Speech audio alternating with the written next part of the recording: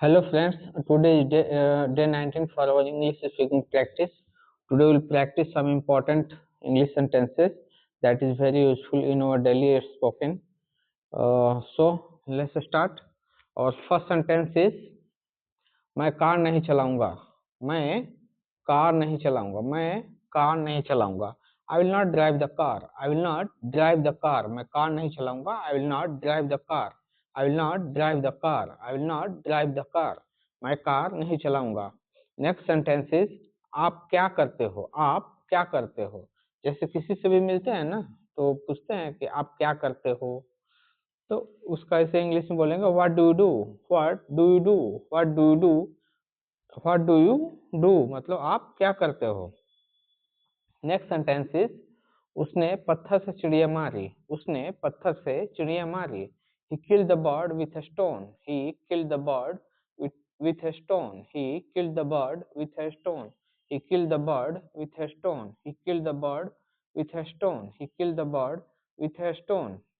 Next sentence is मैं Sunday को गया. संडे मतलब रविवार को गया. I went on Sunday. I went on Sunday. I went on Sunday. यानी मैं रविवार को गया. I went on Sunday. मैं रविवार को गया. I went on Sunday. Next sentence is सीढ़ी में आराम से चढ़ो. सीढ़ी में आराम से चढ़ो. सीढ़ी में आराम से चढ़ो. सीढ़ी में आराम से चढ़ो. Go up the stair slowly. Go up the stair. जैसे स्टेयर हो गया ना तो गो अप होता है स्टेयर सीढ़ी चढ़ने के लिए. गो up the stairs slowly. Go up the stairs slowly. Go up the stairs slowly. सीढ़ी पे आराम से चढ़ो. नेक्स्ट सेंटेंस बेटा किसी भी इंसान को मजाक नहीं उड़ाते. तो यहाँ बेटा को बेटा ही कह दिया है. बेटा don't make fun of anyone. तो यहाँ इम्पोर्टेंट ये है याद करने के लिए डोंट मेक फन. फन के साथ ऑफ आता है. Don't make fun of. Fun of यहाँ जिसका भी जरूरत है बोल. यहाँ बोल रहा है किसी की भी तो एनीवन. अब यहाँ किसी कोई नाम रहा जैसे सोहन तो don't make fun of Ram. ठीक है सोहन. तो इस तरह से जो है आप इस्तेमाल करें. यहाँ इम्पोर्टेंट है इसको रट लो. Don't make fun of. Don't make fun of. ठीक है. Don't make fun of anyone. Okay बेटा don't make fun of anyone. Next sentence is मैं नहीं गया. मैं नहीं गया. I didn't go. I didn't go. I didn't go. I didn't go. मैं नहीं गया. I didn't go. Now next sentence is वो दोनों हमें क्या सिखाएंगे. वो दोनों हमें क्या सिखाएंगे. What will they both teachers. They both मतलब वो दोनों. What will they both teachers. What will they both teachers. वो दोनों हमें क्या सिखाएंगे. What will they both teachers. वो दोनों हमें क्या सिखाएंगे. What will they both teachers. वो दोनों हमें क्या सिखाएंगे. नेक्स्ट सेंटेंस इज वो पास होते होते रह गया. वो पास होते होते रह गया मतलब पास मार्क्स से बस थोड़ा सा कम था उसका मार्क्स. ठीक है. तो he narrowly miss the pass marks. He narrowly narrowly मतलब एकदम कम से. he narrowly missed the pass marks. he narrowly missed the pass marks. he narrowly missed the pass marks. he narrowly missed the pass marks. Now next sentence is sentence number 10. क्या आप school जा पाए. क्या आप school जा पाए. could you go to a school. could you go to a school. क्या आप स्कूल जा पाए. could you go to a school. could you go to a school. Next sentence is उसकी आत्मा को शांति मिले. मे his soul rest in peace. May his soul rest in peace. May his soul rest in peace. उसकी आत्मा को शांति मिले. May his soul rest in peace.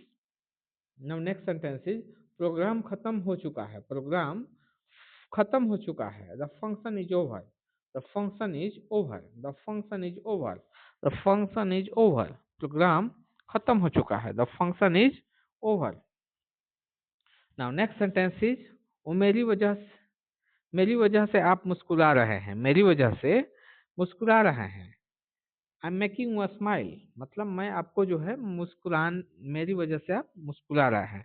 I am making you smile. I am making you smile. I am making you smile. अब थोड़े से standard है 2-3 sentences. इसको थोड़ा सा देख लीजिए. ठीक है. ये सेंटेंस नंबर 14 और 15 ये जो है लंबे दिख रहे हैं, मिस इट सीम लेंदी और it's very easy. Okay, just watch, you will find it very easy to speak. जैसे इसमें हिंदी में है, ये मकान जो है, ये मकान 2002 में सरकार के द्वारा अपने कब्जे में लिया गया था। तो ये मकान, दिस हाउस, लिया गया था, हैड बीन कब्जे में, एक्वायर्ड किसके द्वारा, बाय गवर्नमेंट के द्वारा, कब, 2002 में। तो पहले ये हो गया दिस हाउस, फिर यहाँ से हैड बीन, कब्जे में, सरकार द्वारा, by government in 2002। This house had been acquired by the government in 2002। ठीक है, नेक्स्ट सेंटेंसेस, मेरे नजरिए में इस प्रॉपर्टी की रेट तेजी से बढ़ेंगे, मेरे नजरिए में इस प्रॉपर्टी के रेट तेजी से बढ़ेंगे।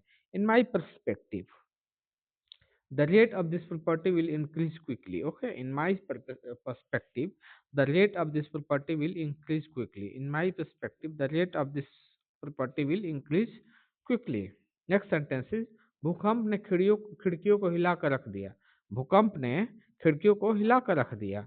द अर्थक्वेक जो है, cause the windows rattle, the earthquake cause the window rattle, the earthquake caused the window rattle, the earthquake caused the window rattle, the earthquake caused the windows rattle। Okay, next sentence is, उसके चेहरे पर एक अजीब सी मुस्कुराहट थी, मानो वो मुझे नीचा दिखा रही थी।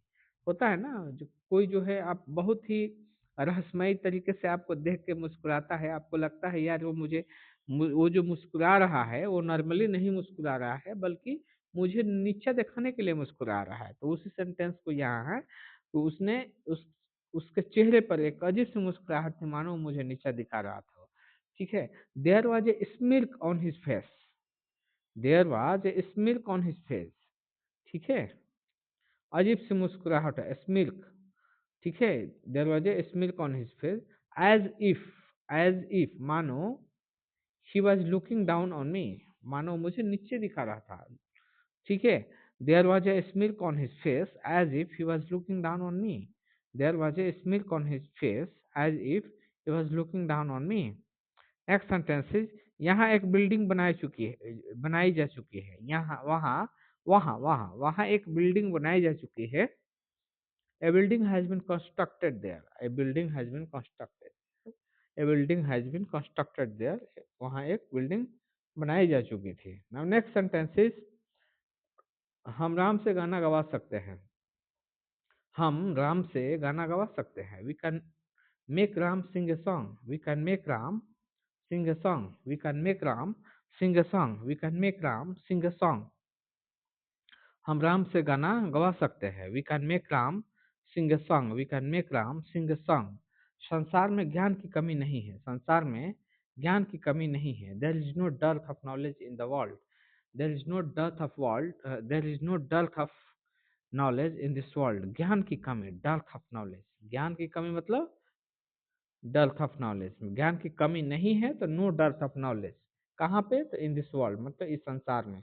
ठीक है, there is no dearth of knowledge in this world, there is no dearth of knowledge in this world. Next sentences, तुमने कहा था तुम हमेशा मेरा साथ दोगे, you had told me you will always stand by me, you had told me you will always stand by me, you had told me you will always stand by me. Next sentence is, you had told me you will always stand by me. Next sentence is, ये चर्चा में है, ये चर्चा में है मतलब it is in talk, या ये भी कह सकते हैं everybody is talking about this. मतलब कोई चीज कब चर्चा में होता है, जब उसके बारे में सभी लोग बात करते हो, तो देन द थिंग्स और ऑब्जेक्ट और the person has become in news. तो यही होगा, इट इज इन टॉक हो गया, या everything is everybody is talking about this के बारे में, मतलब वो चर्चा में है।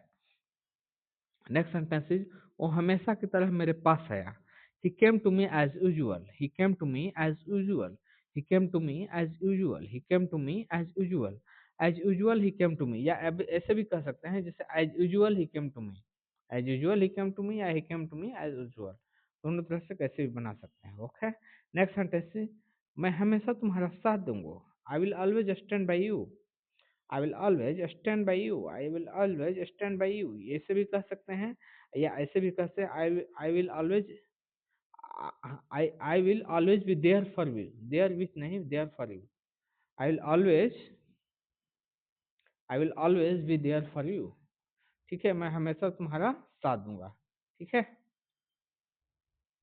नेक्स्ट सेंटेंस इज, बातचीत से करीबी बढ़ती है, जब बातचीत हम करते हैं ना तो हमारा करीबी बढ़ती है, तो उसी को बोल रहा है, conversation increases the proximity, conversation increases the proximity, conversation increases the proximity, बातचीत करने से ना करीबी बढ़ती है, ठीक है। उसने पूरी किताब पढ़ी, उसने पूरी किताब पढ़ी, went through the whole book, he went through the whole book, he went through the whole book, मतलब उसने पूरी किताब पढ़ी, ठीक है। नेक्स्ट सेंटेंसेस, आराम से बैठिए, फील एट होम या be comfortable, feel at home और बी कंफर्टेबल, आराम से बैठिए, फील एट होम और बी कंफर्टेबल, आराम से बैठिए।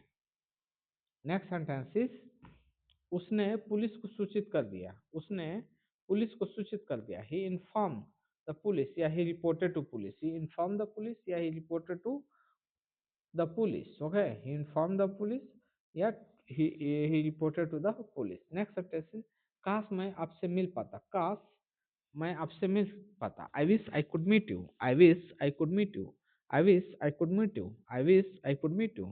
नेक्स्ट सेंटेंस है, मैं जानता हूँ ये समस्या किसी तरह हल की जा सकती है, मैं जानता हूँ कि ये समस्या किसी तरह हल की जा सकती है, I know how this problem can be solve, I know how this problem can be solved, I know how this problem can be solved, I know how this problem can be solved। So friend, today we have completed our session, today we have practiced the 30 sentences, ठीक है। All these sentences are very important for your spoken English, okay। So I have said you, I will provide the same PDF on my Telegram channel, you can download this PDF from my Telegram channel, I practice these sentences many times so that you can be fluent on these sentences, okay। Thank you so much, I'll meet you in the next session।